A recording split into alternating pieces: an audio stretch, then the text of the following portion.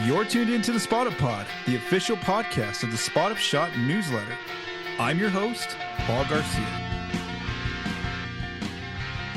In today's episode, the Spurs are going through a rough stretch, being 2-3 in their last 5 games.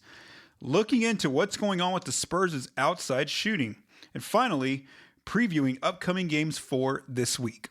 Welcome back to another episode of the Spot Up Pod. My last episode came out way back on December 26th on a Friday, and at that time, everything was going very well for San Antonio. They were on an 8-game winning streak. I was talking about looking at a conversation of whether or not they should be title contenders, and now this past week, they've actually started to struggle a little bit. They're going through their worst 5-game stretch right now, going 2-3 in their last 5 games. So let's go ahead and dive into what's going on with the Spurs, but by first talking about these games, these last 5 games for San Antonio, and then from there I'll kind of dive into the three-point shooting for the team. So let's go back to Saturday, December 27th. The Spurs are back at home hosting the Utah Jazz. The Spurs were heavy favorites in this game, favored by 14.5 points, and the Jazz were on the second night of a back-to-back, considering that they had just defeated the Detroit Pistons in Utah. The Spurs led pretty early by 11, pretty early, but then the Jazz did come back and build a 17-point lead. The game goes down to crunch time, and the Jazz outscored the Spurs in crunch time and end up, and with 1:13 left, head coach Mitch Johnson ends up pulling the starters for the Spurs, and the Jazz hold on by 13 points. This became the Spurs' first loss of the season against a team with a below 500 record. Three-point shooting was a very significant factor in this loss for San Antonio, where the Jazz outscored the Spurs by 21 points from the three-point line. The Spurs shot a season-low 23% from outside in this game. Victor Wembanyama had all-star level numbers with 32 points and 5 blocks. Keldon Johnson came off the bench with a strong performance of 27 points and 10 rebounds, and then rookie Dylan Harper ended up with a season-high 12 assists in the game. The Spurs were without De'Aaron Fox for one game due to injury, but the Jazz were also missing several rotation players. So after losing to Utah, the Spurs are still at home on Monday, December 29th against the Cleveland Cavaliers. So the Spurs were narrow favorites by 3.5 in this game against Cleveland. This was pretty much a close game throughout, but the Cavs did build a double-digit lead in the fourth quarter. The Spurs got within 9 of the Cavs, but it never got to crunch time, and Cleveland ended up holding on for a 12-point win. The Spurs followed up that rough shooting night against Utah by shooting an even lower 22.6% from 3, which was a season low, and then making only 7 threes, which was also a season low for San Antonio's offense. Once again, the three-point line was the biggest difference for both teams, where the Cleveland Cavaliers outscored the Spurs by 18 points from the three-point line. Wemby put up more all-star level numbers with 26 points and 14 rebounds, but Jared Allen had a strong game for Cleveland, having a very good night. And then Luke Kornet had a solid night for the Spurs off the bench with 10 points and 9 rebounds off the bench. Now let's go to Wednesday, December 31st, the final day of the year 2025 for the Spurs, hosting the New York Knicks on New Year's Eve. I was in the building, got to see a lot of my media friends. Good to catch up with everybody there, hanging out with the media folks there. So the Spurs were narrow favorites against the New York Knicks, favored by 3.5 points. This was the Julian Champagnie game. Basically, the Knicks did lead early by 19 points in the first half. The Spurs made their largest comeback of the season to defeat the Knicks by 2 points in crunch time. Victor Wembanyama was rolling in this game with 21 points and 13 rebounds in 24 minutes, but then very early in the fourth, he sustained a knee injury and had to leave the game, and then he never returned to the game, even though he did return to cheer on his teammates there in the fourth quarter. Champagnie, what I mentioned is that he really got going throughout the night, but then also specifically in the fourth quarter where he made 4 threes. De'Aaron Fox, Keldon Johnson, and Luke Kornet also made some key plays in the fourth down the stretch. The Spurs did lose the three-point line again by 24 points in this game, but they won the 2-point battle and the free throw line battles by enough points to overcome that Knicks lead from 3. Like I mentioned, it was a Champagnie game. He ends up with 36 points, a career high for him in scoring against the Knicks, and he breaks the Spurs' franchise record for most threes made in a game, dropping 11 three-pointers, 11 of 17 shooting, which shatters the 28-year record for Chuck Person, who held that record by making 9 threes in a game way back in 1997. So again, this was the Julian Champagnie game. Wemby, like I said, before he got injured, he was putting up some all-star type numbers. And then Jalen Brunson had a strong game for the Knicks as well. And I do want to mention that Devin Vassell was out of this game due to injury, so Champagnie started in his place. Now let's go to move on to the new year. So the Spurs are on Friday. They're on the road in Indiana to play the Indiana Pacers for the first time this season. It was on January 2nd. This was the first of 3 straight back-to-backs for the Spurs to open up the month of January. So the Spurs, even though the Pacers have the worst record in the league, the Spurs were only narrow 4.5-point favorites. They were without Victor Wembanyama and Devin Vassell in this game. The Spurs led early by double digits they led pretty much by double digits for most of the game, but and led by as many as 19 points in the third quarter. But then the Pacers did fight back and make this a ball game. They got as close as 8 points in the fourth. The game never got to crunch time, and the Spurs ultimately held on for a 10-point win on the road in Indiana. The Spurs finally won the 3-point line in this game, but barely by just 3 points. They also had their free throw edge was the biggest difference of why they won this game. They did struggle again from 3, though, shooting 28% from outside. Pascal Siakam had a very strong game for the Pacers. Dylan Harper was the Spurs' best player in this game, finishing with a very good night where he scored his 4th 20-plus point game of the season, finishing with 22 points, where he was a real problem for the Pacers' defense inside, where he scored 16 of his points in the paint. Andrew Nembhard also had a good night for Indiana. Now let's go to the most recent loss for the Spurs. They were on the second night of a back-to-back back home in San Antonio, hosting the Portland Trail Blazers. This is the second time the Spurs have seen the Blazers this season. I do want to note both teams were on the second night of a back-to-back, arriving in San Antonio. So Portland was coming from, I believe it was New Orleans to San Antonio, and the Spurs, of course, were coming from Friday night game in Indiana to San Antonio. The Spurs were heavy favorites, though. They were favored by 8.5 points in this game because the Blazers, do have a losing record. The Spurs, though, fell behind by 15 points very early in the game. They fought back to actually take a 3-point lead, and then it was a close game throughout, going up into the fourth quarter. But then in the fourth, the Blazers kicked off the fourth with an early run that gave them another 13-point lead early in the quarter. The Spurs again did fight back, and actually they got it down to crunch time where they were only down by 1 point. So let's go to this next set of plays. So Denny Avdija drives in for a layup. Luke Cornett blocks him. Avdija gets the ball back and then turns it over. And now the Spurs have a chance to take the lead. De'Aaron Fox ends up going up with a pull-up mid-ranger from 11 feet out. He ends up missing that jumper. And then in the next possession, Denny puts the game away. He basically makes a clutch three-pointer to give the Blazers a 4-point lead with 49.6 seconds left. And then from there, basically, the Blazers did hold on for the close 5-point win. So once again, same story as I've been talking about in all of these losses mainly, is that the Spurs lost the 3-point line once again by a big amount, by 27 points. Luke Cornett had a very strong game for San Antonio, starting in place of Wemby, putting up all-star level numbers with a season-high 23 points, 18 points in the paint, 8 rebounds, and he matched the season high of 5 blocks. Blocking 5 shots, he blocked Shaedon Sharpe 3 times on drives and then Avdija twice. Denny Avdija, though, and Donovan Clingan also had all-star level nights for Portland, with Clingan really being a problem for the Spurs' defense on the offensive glass. And I do want to note that Vassell was out for this game, and this became the second game this season where the Spurs have lost to a below 500 team. So like I mentioned, this is a rough stretch of games for the Spurs. Vegas thought they should have gone 5-0. They were favored in all 5 of these games, and they ended up going 2-3, especially the fact that they lost to Utah and Portland, that the fact that San Antonio were heavy favorites. Now I know Portland and Utah have been playing better, but still, you look at it on paper, the Spurs should have won those 2 games, and they didn't. They came up short. So where are the Spurs now through 35 games? They are 25-10 as of Sunday that I'm recording this episode. They do hold a 2-game lead over the Denver Nuggets, who are 3rd out west in the standings, and they're still, I know it's a rough stretch of games right now as I'm talking, but overall, when we look at the overall picture, they're still, in progress for a good season, still on pace for anywhere from 52 to 58 wins this season. For the main analysis of this episode, as you heard me mention in recapping the Spurs' past week, is that the 3-point line has really been a problem for the Spurs, whether they're not shooting well or even sometimes the opponents are shooting very well. So that's kind of where I want to focus on the episode, is see what's exactly going on for the Spurs' 3-point shooting in these last 5 games. So let's begin first by let's just look at success of the team when they win or tie the 3-point line compared to when they lose it. Just because that's kind of a number I always watch as games are going on, is I look at the margin in terms of 3-point scoring, and if the Spurs are behind, I'm already ready to say, this is going to be a tough night for them. They might pull it out, but the chances are they're not. Or if they're up, pretty well, 9 to 15 points in that 3-point battle, then I'm more confident that the Spurs have a very good shot at winning that game. So let's talk about why that's the case. So when the Spurs win or tie the 3-point line, They are 18-2 this season. Again, 18-2, very good record there. Just almost guarantees a win close, pretty much if they can just win or tie that 3-point line.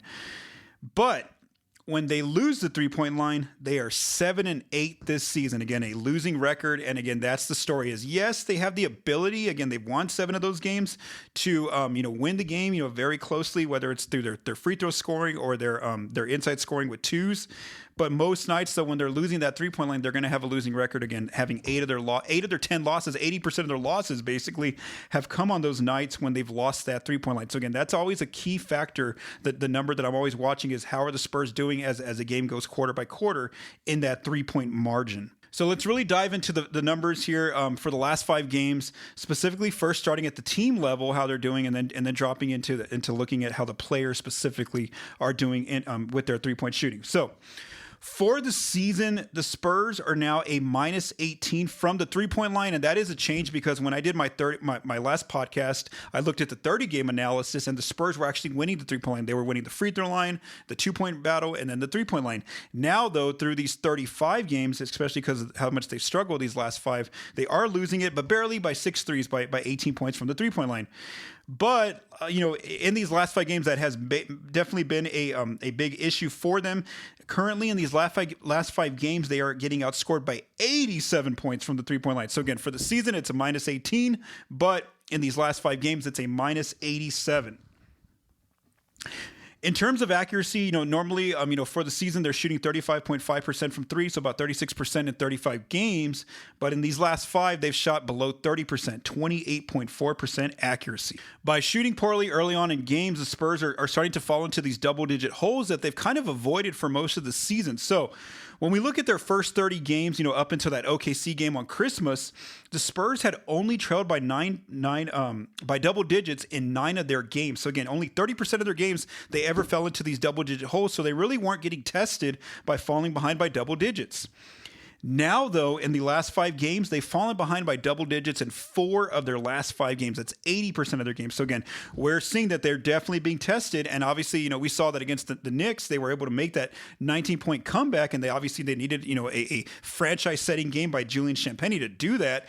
But, as we saw in that last loss against Portland, sure, they came back. They got a 3-point lead against the Blazers after falling behind by 15, but it wasn't enough to sustain it. And both head coach Mitch Johnson, De'Aaron Fox, they both mentioned how, when you get into those holes, it's very hard in this league to come back against a team, regardless if it's a winning team or even a losing team. And that's just kind of the problem that the Spurs are currently facing. With this poor shooting, it's leading to these large double-digit deficits, and that becomes tough for this team to fight back from, considering that they haven't really been tested by falling into 10-point holes much this season. Let's look at their quarters, how they're doing it, and this kind of illustrates that point about how they fall into these double-digit holes. So for the season, their best quarters, if I had to rank them, are the first quarter, then it's the fourth quarter, and then the second quarter. The only quarter they're losing this season is the third quarter, and that's kind of been a problem, as I've talked about here on the pod, over in several episodes before.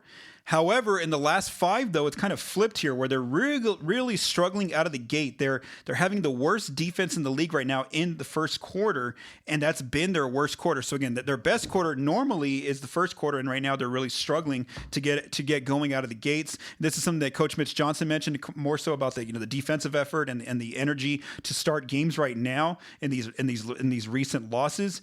And they're still losing the third quarter, but now they're also narrowly losing the fourth quarter right now in these last 5. So and the second quarter has actually been their strongest quarter right now. So again, that's been a big issue. Is just kind of their energy, their focus. The execution, especially on defense, has been a problem, at least to start the game. And then luckily they bounced back a little bit in the second quarter, where they end up having the best defense in the league. But again, that's just been an illustration of the poor shooting, the poor offense, combined now with some defensive issues early in the game.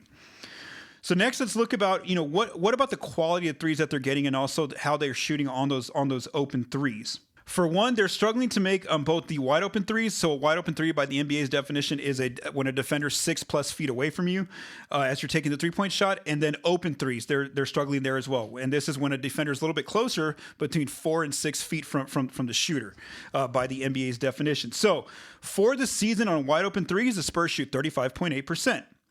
In these last 5 games, just 30% on wide open threes. Open threes, again, 4 to 6 feet away the defender. The Spurs shoot 35%. These last 5 games, though, 26% accuracy. So again, big drop off in their accuracy in terms of making these shots when they're left wide open. But also, it's not just about missing open threes. It's also about the quality has gone down. Where some of these defenses are devising schemes where they really want to stay on the good shooters and not really let them have any open opportunities, and then forcing the Spurs to play more so in more of a cramped space and really trying to take away the paint. So the quality has declined, as I mentioned. This is something that De'Aaron Fox brought up about the Portland's defense. He says that, Portland has had a defensive scheme where they wanted to stay home on shooters and then just make the Spurs basically have to play 2-on-2 in the pick and roll, where they had Donovan Clingan, playing drop defense, protecting the paint. So anytime the Spurs' ball handlers got inside, they always were met by a help defender in Clingan. And then not only that, they have big wings into Monty Kamara and Chris Murray to be able to switch out on the Spurs' guards, easily switch between Stephon Castle and Fox, or between Dylan Harper and Fox, Castle and Harper, etc. So the Spurs are having to play a lot of 2-on-2 basketball, and then again, they're not getting to the closest part of the rim outside of Luke Cornett because they're really having to operate more so in that floater range kind of area over on defense. And so here's what I mean about the quality has declined for the season. So normally, about 90% of the Spurs' threes are being attempted totally open. When I describe a totally open three, that means that it's a wide open three plus an open three. So defender anywhere from 4 feet, as close as 4 feet, to all the way beyond 6 feet. In these last 5, though, only 85.8% of their threes are being attempted totally open. So again, almost 90% to about 86%. And that's a big drop off, again, a 4% drop off right now. The Spurs usually make 35% of those open threes, totally open threes, should I say, and right now they're shooting just 29% in these last 5 games. So again, it's part that some of these defenses are making it tougher by taking away the good quality threes, those totally open threes, but then also when the Spurs do get those opportunities, those fewer opportunities, they're not even making those totally open threes. So some defenses that we really see have really taking away those totally open threes are the Cleveland Cavaliers had that kind of a defense where they really stayed home on shooters. The New York Knicks had a similar type of defense, and then of course the Portland Trailblazers. And again, these are more so teams who have better better capability, I would say, defensively, with whether it's better interior defenders like the Cavs have Jared Allen and Evan Mobley, or maybe a perimeter defenders. The Knicks can throw out Mikal Bridges and OG Anunoby. The Blazers can throw out Murray and Tumani Kamara, plus they have Clinging in there. So again, some of these defenses are making the quality of threes much tougher for the Spurs in these last 5 games.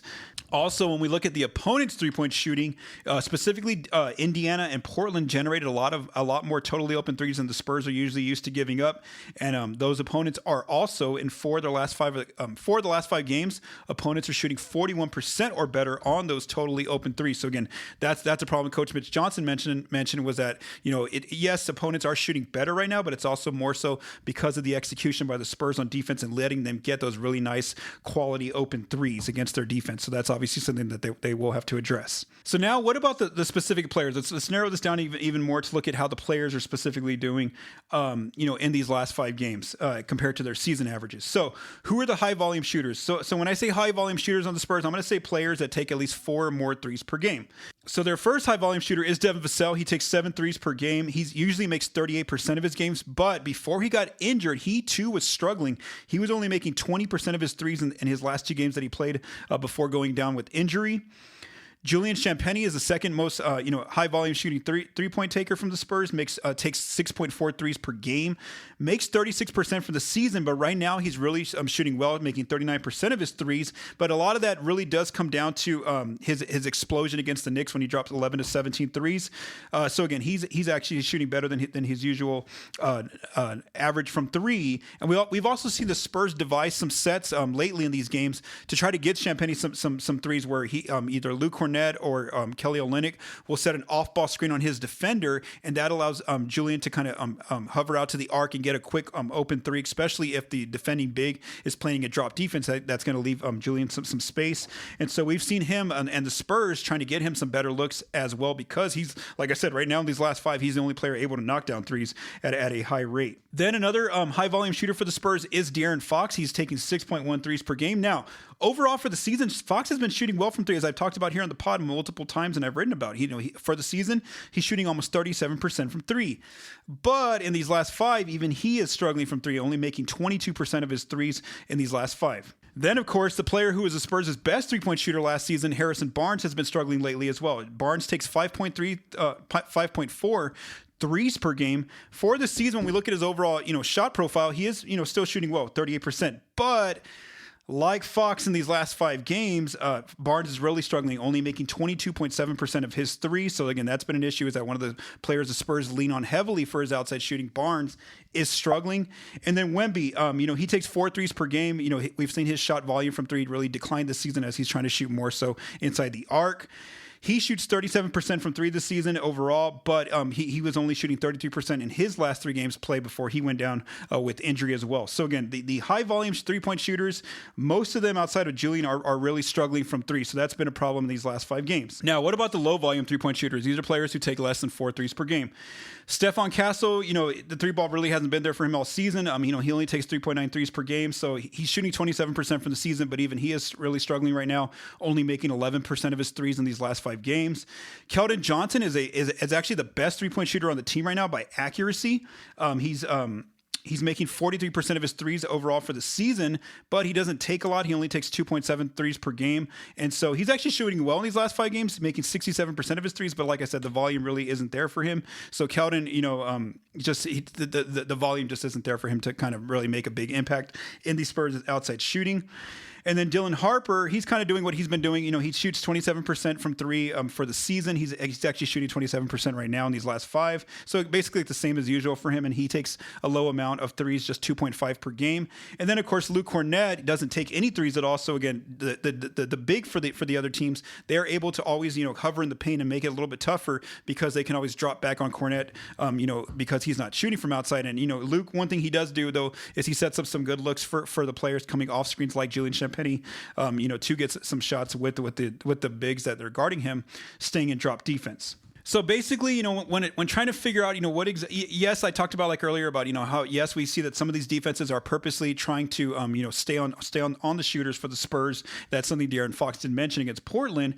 But also I do wonder is, how much of this is some fatigue, a fatigue of factors. So could this just be the Spurs, their legs just kind of falling behind on them after that long road trip they were on? Basically, when we look at from November 23rd all the way to today, January 4th, the Spurs have been on the road a lot for their games. In 21 games, including the NBA Cup Championship, the Spurs have been on the road for 14 of those 21 games on the road, considering also there's been a few back-to-backs in here as well. So I just wonder too, is it kind of like they're just having some fatigue finally from all that travel on the road, kind of having to go on the road, and obviously they're about to go on the road again with the weird road to home back to back in Memphis, and then coming home against the Lakers. So again, I do wonder if that's part of it. It's maybe just fatigue from being on the road for a lot of these games is finally catching up to them.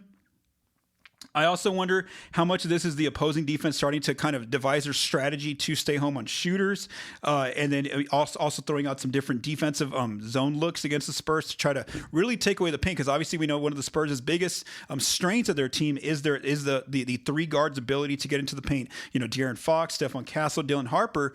So how much of this is like what Fox said about defenses trying to kind of scheme to where they're making them play more 2-on-2 and also showing more bodies in the paint to basically have that extra defender there. That way those players can't get into the deepest part of the paint and also try to force a little bit more turnovers. So and then also, I would also say just the chemistry is a little off right now. I know before Wemby got hurt, he was back in the starting lineup, and that's kind of something to watch. Is that when we look at Wemby's usage, it's at almost 32%. Then you have De'Aaron Fox, who's at 26%. Stephon Castle, 25%. So I think that's something else is to watch. Is they're still trying to figure out their chemistry. Those three players, those are 3 high usage players in the starting lineup: Wemby, Fox, and Castle. And so they've been trying to figure out that chemistry as well of where each player gets going. When Victor's there at the free throw line, maybe that cramps up the space a little bit for the guards to go inside. And then, like I said, a lot of the defenders they're playing, do drop back a little bit more, and so there's always a help big inside. So I think that's another part of it. Is they're trying to kind of figure out their chemistry as well on offense now that whenever the entire team's healthy, and that's another problem too. Is injuries are coming back again, so now they can't really test that out and go through their growing pains of figuring out the offense because Victor and Devin are currently out due to injury, and so really it really really need some of their high volume 3-point shooters to really return to form whenever Devin Vassell gets back healthy. They need him to kind of return to form. They need Harrison Barnes especially to to return back to form, because that's one of the reasons why he's out there, is to stretch the defense, especially that Fox draws double teams, Castle can draw double teams inside, and so can Wemby, and so they really need Barnes to shoot well from outside, and then also Fox, he was shooting really well from three, and now he's kind of tailed off a little bit, so they really need him to start getting that three ball going as well. And so, I do question too, how much of this is just a cold shooting stretch? Teams go through this throughout a season, and then maybe they'll eventually regress to the mean and get back to like that 35% accuracy as a team from three. But I also will say we're going to really see what this means for the Spurs, because as I went through, all their wide open shooting three data, they're totally open threes. They've never had a 6-game stretch where they're shooting below 35% in 6 straight games. This is the first time they're really being tested this season. They always usually, they would have some poor shooting performances, of course, that happens to every team. They'd have, maybe 2 or 3 games of shooting poorly this season so far, but then they'd usually bounce back with some strong games. And so that's why I'm saying this is the first time ever this season that we're seeing them go 6 straight games where they're really struggling from three. And so that is just a question that we don't really know how it's going to be resolved. Are they eventually going to get back to form and shoot like they were, those first 30 games of the season or first 29 games of the season? Or can this be a lingering problem on top of, how defenses are kind of guarding them? So I think, again, this is just something to watch going forward. I am interested to see how they bounce back, and if they do bounce back, just because this is definitely a question that we don't know the answer to quite yet, because they haven't actually fought through a 6-game stretch yet this season where they shoot, poorly from three. And then basically, if, I come back on the pod a week or two later and they're still struggling from three, that's really been an issue for them. I do wonder too, if maybe this is a 3-point shooting starts to be something they get a little bit more aggressive in terms of trying to approach at the trade deadline coming up here in February, to see maybe, do they need to get some more high volume, high accuracy shooters on this roster, or they just kind of hope that some of their players that they're used to having shoot the three ball start to bounce back soon. All right, now let's go through some news and notes. Let's begin with the injuries for the team. So like I said, Wemby is currently out right now with left knee soreness. He's listed as day-to-day. He will be traveling to Memphis to possibly play against the Memphis Grizzlies. We don't know quite yet. We'll know better. We'll have a better idea of whether Wemby's going to play, looking at his status on Monday's injury report that will be released by the Spurs. So again, it's not a long-term injury for Wemby, but he has been out these last 2 games. And again, he's more so day-to-day, and we'll see what his status is for Tuesday against the Grizzlies on Monday. I will also say that, in terms of his awards eligibility, now that he's missed 2 more games, that number is getting smaller for him to miss games. He can only basically miss 4.5 games the rest of the way to continue to qualify for end of year awards like Defensive Player of the Year and All NBA teams, because he did get an extra bump, by playing in that NBA Cup championship game against the Knicks. That actually bought him an extra game to miss basically in the future. And then also there was a game where he played less than 20 minutes, but because he played over 15, I believe it was 17 minutes, I think it was against Washington, that basically covered him for half of a game. So as long as going forward in the season, he plays another game at least 15 minutes, that's going to basically tie together to make up a full game. So again, the most he can miss is 4.5 more games the rest of the way. And that's obviously something to watch here coming up with his injury status against Memphis. And then regarding Devin Vassell, the Spurs did announce that he underwent an MRI earlier this week, and he did sustain a left adductor strain. I think it was against the Cavs in that game. Coach Johnson did say that he would miss a couple of games, but again, he shouldn't be out long-term either. We'll see what his status is as well on Monday's injury report to see whether or not he plays in Memphis, or if the Spurs at least make him, questionable on that injury report. For Vassell, it kind of stinks, because one of his goals, he said, this season was back in training camp. I remember one of his quotes was that he wanted to play, a full 82 games this season. He knows how much injuries have kind of hampered his career so far early on, but unfortunately, he is dealing with an injury right now that has kept him out for a few games. And then the Spurs were recognized for their play in December. Coach Mitch Johnson was awarded the December Western Conference Coach of the Month, leading the Spurs to an NBA best 11-3 record in the month of December. He's also been nominated now twice this season for Coach of the Month. De'Aaron Fox was a nominee for the December Western Conference Player of the Month. I believe SGA won that award over in OKC. And then Dylan Harper was recognized for his performance in December, getting his first nomination for the December West Rookie of the Month. Of course, though, the leader in that race is Cooper Flagg out of Dallas, and then Con Knipple over in Charlotte. Let's keep going. All right, so let's look at the Spurs' upcoming games for this week. They have 4 games coming up, both back-to-back sets coming up. So the Spurs, this is data from Clean the Glass as of Sunday afternoon. The Spurs are 5-3 in their last 2 weeks. They're 10th on offense and 10th on defense. So on Tuesday, they visit the Memphis Grizzlies. The Grizzlies are 2-4 in their last 2 weeks. The Spurs are 2-0 already this season against Memphis. The Grizzlies have the 16th ranked offense and 15th ranked defense in the last 2 weeks. So I'm going to go ahead and say that the Spurs win just because I'm really focusing on the defense and numbers for the opponents where they're ranking right now because of how much the Spurs are struggling on offense lately. Then on Wednesday, the Spurs host the Los Angeles Lakers on the second night of a back-to-back. The Lakers are 2-3 in their last 2 weeks. They've been struggling. The Spurs are 1-1 this season against the Lakers, losing a game early in the season in Los Angeles and then winning that NBA Cup game without Wemby. So the Lakers are 20th on offense and 28th on defense. So again, they're really struggling, and because they're that 28th ranked defense, I'm going to go ahead and say that, and this is in the last 2 weeks. So I'm going to go ahead and say the Spurs win that game just because of the Lakers' defense. Then on Saturday, the Spurs go on the road to play the Boston Celtics for the first time this season. The Celtics are having a surprising season, being a very good team out east, considering that they trade a lot of their players, and then Jason Tatum was out due to injury. The Celtics are 5-1 in their last 2 weeks, so they've been rolling. They have the second ranked offense and fourth best defense in these last 2 weeks. So because of how much that defensive numbers really caught my eye and how much the Spurs have been struggling on offense, I'm going to go and say that Boston wins. And then finally, the Spurs go back on the road on Sunday to play the Minnesota Timberwolves, where the Spurs have already lost once this season against the Wolves. The Wolves are 4-3 in their last 2 weeks. They have the 18th ranked offense, but the 6th best defense right now in these last 2 weeks. So again, because of how much the Wolves are playing improved defense, I am going to say that the Spurs do lose that game. So I am expecting the Spurs to go 2-2 in this next week, and I will be recording my next pod next Monday. Thank you for taking the time to listen to this episode of the Spot Up Pod.